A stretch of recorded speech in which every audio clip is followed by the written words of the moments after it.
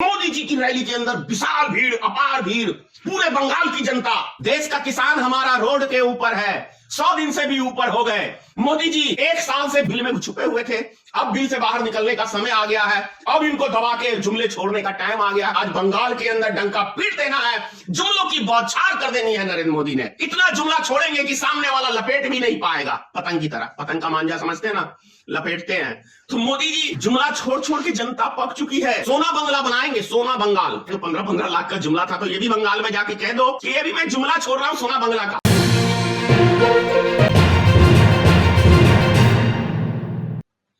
पांच राज्यों में चुनाव है भाइयों। देश का किसान हमारा रोड के ऊपर है, 100 दिन से भी ऊपर हो गए। और अमित शाह जी दवा के रैलियां करने में व्यस्त है। कितना काम करते हैं वास्तव में। मोदी जी 1 साल से बिल से बाहर, मतलब 1 साल से कोरोना वायरस चल रहा है देश में, बिल में छुपे हुए थे। अब बिल से बाहर निकलने का समय आ गया है।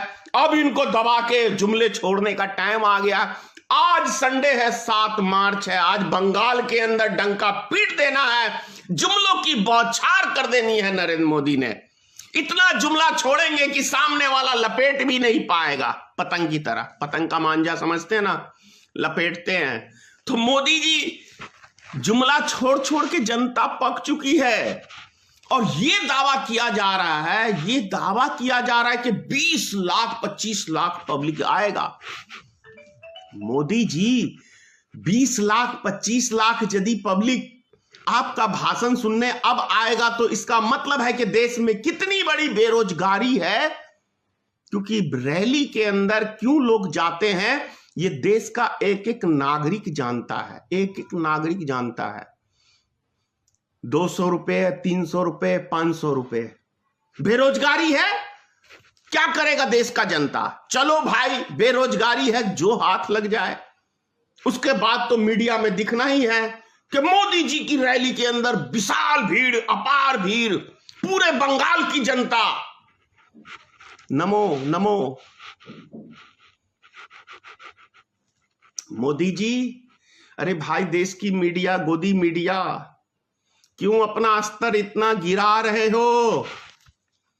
थोड़ा सा तो देश के लिए सोचो।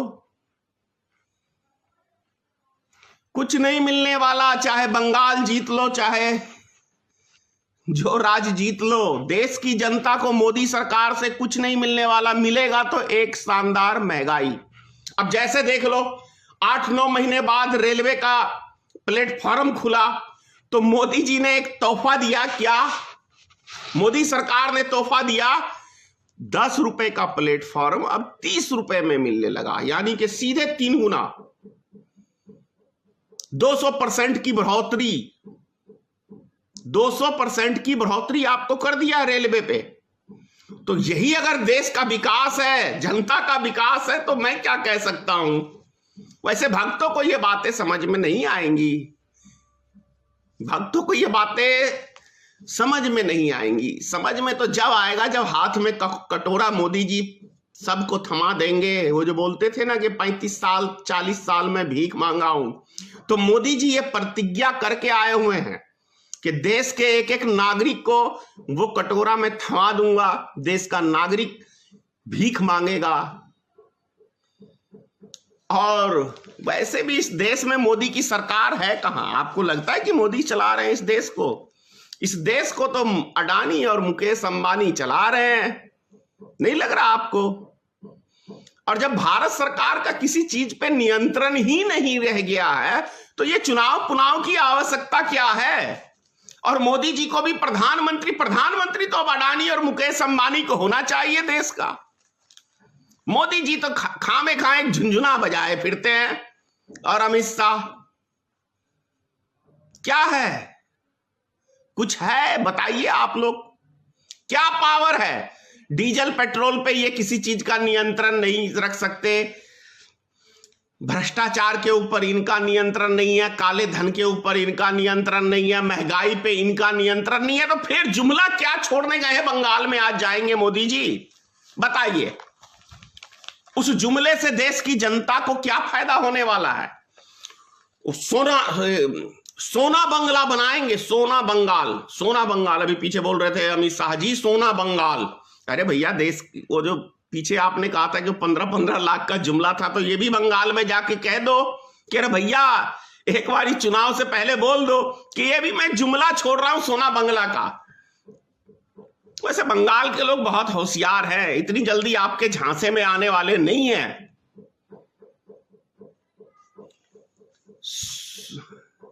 कौन कौन सा जुमला छोड़ दो, ऐसा कोई जुमला ही नहीं बचा। तो इनके मतलब खजाने में जुमलों भी खत्म हो गए हैं। जो इनका पिटारा है नरेंद्र मोदी जी का और अमित शाह का, वो भी खत्म हो गया। जुमले कहां से लाएंगे?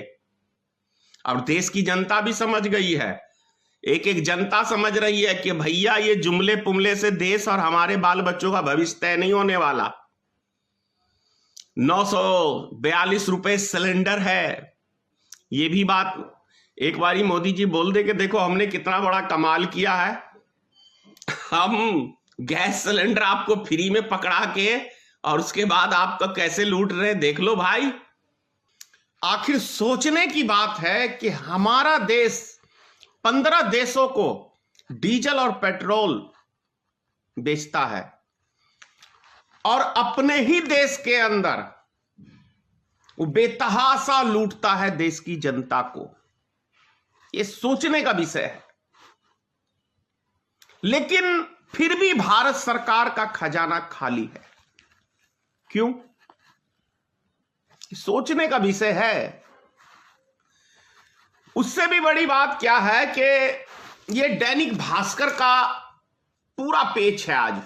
ये दैनिक भास्कर पेपर है 7 मार्च का। पूरा पेज सिर्फ ये चीज दिया हुआ है कि नेपाल से भारत कैसे, हमारे ही देश के लोग नेपाल की सीमा पे जाते हैं, वहां से 150 पेट्रोल पंप सीमावर्ती इलाकों में पड़ता है, उसका पूरा बायोडाटा इस पेपर में है। और वो वहां से 22 रुपए तेल भारत से सस्ता नेपाल में है, तो नेपाल से वो तेल लाके भारत में बेचने का काम कर रहे हैं, जिसके अंदर 150 पेट्रोल पंप का इसमें आंकड़ा दिया हुआ है। और 7 दिनों के अंदर 36 करोड़ का इन तस्करों ने व्यापार किया है। 36 करोड़ का, आप समझ लीजिए क्या है यह सिस्टम। आप बेहतर समझ सकते हैं कि हमारी देश की जनता को भारत सरकार लूट रही है और विदेशों को, दूसरे मुल्कों को सस्ता तेल बेच रही है। कौन सी नीति है, कौन सा सिद्धांत है, ये तो आप लोग खुद ही डिसाइड करेंगे इस चीज के ऊपर। दूसरी चीज है, एक बात, मैं कल शाम से न्यूज चैनल देख रहा हूं, गोदी मीडिया, सबको डेली देखता हूं, गोदी मीडिया को भी देखता हूं, अच्छे चैनलों को भी देखता हूं। उसके ऊपर बंगाल चुनाव के विषय में दिया जा रहा है दवा के। आज मोदी जी एक रैली करेंगे और उसका बकायदा टाइम टेबल, कितने सेकंड रह गए, कितने घंटे रह गए, ये मीडिया में चल रहा है। देख लीजिए, ऐसा लग रहा है कि पता नहीं मोदी जी वहां रैली करके कौन सा खजाना देश की जनता के लिए छोड़ देंगे। ये तो देश की जनता ही अब समझ सकती है। इसके विषय में काफी बोल चुका हूं, मुझे बोलने की अब आवश्यकता नहीं है। अब आप लोग खुद ही समझदार हो चुके हैं कि मोदी जी क्या करते हैं, क्या बोलते हैं और उसके बाद क्या करते हैं। ये तो आप लोग खुद इसका विश्लेषण कर सकते हैं। उससे बड़ी बात क्या है कि एक चीज और दिखाया जा रहा है। दिखाया क्या जा रहा है कि पाकिस्तान में 5 हिंदुओं की हत्या हो गई। पाकिस्तान का न्यूज चैनल, मतलब इंडिया दिखा रहा है वहां का न्यूज, कि 5 हिंदुओं की वहां पे हत्या हो गई है। अल्पसंख्यकों के साथ अत्याचार हो रहा है वहां पे। लेकिन यहां पे तो भैया हिंदुस्तान में ये हिंदू भी बहुसंख्यक है, फिर भी हिंदुओं की ही हत्या हो रही है। ऐसा क्यों हो रहा है? दलितों की हत्या होती है, ऐसा क्यों हो रहा है? पिछड़े जातियों की हत्या होती है सबसे ज्यादा, ब्राह्मणों की भी, और मतलब कोई सुरक्षित है ही नहीं। फिर भी हमारा न्यूज चैनल, अरे भाई उससे भी शर्मनाक बात तो यह है कि हमारे देश के अंदर जब जज सुरक्षित नहीं है, जज की हत्या हो जाती है, उसकी जांच नहीं होती। पुलवामा जैसा हमला होता है, 44 वीर जवान हमारे शहीद हो जाते हैं, उसकी जांच नहीं होती। ये गोदी मीडिया ये सब बातें क्यों नहीं बोलते? सामाजिक कार्यकर्ताओं की हत्या हो जाती है, उसकी जांच नहीं होती। क्या कहते हैं, सामाजिक जो समाज के लिए आवाज बुलंद करने का नेता सब काम करते हैं, उसकी हत्या हो जाती है, उसकी जांच नहीं होती। 14,000 करोड़ रुपया राम मंदिर का घोटाला हो जाता है, उस संत की हत्या हो जाती है, उसकी जांच नहीं होती। इन न्यूज चैनल वालों को पाकिस्तान की पड़ी है, क्योंकि चुनाव का समय आ गया है। हिंदू और मुसलमान और पाकिस्तान करेंगे तभी तो भाजपा को वोट मिलेगा। ये मेरा प्रश्न है कि भाई न्यूज चैनल वालों, इतने सारे जो हमारे देश के अंदर घटनाएं घटी हैं, राफेल घोटाला हुआ, इसकी जांच नहीं होती।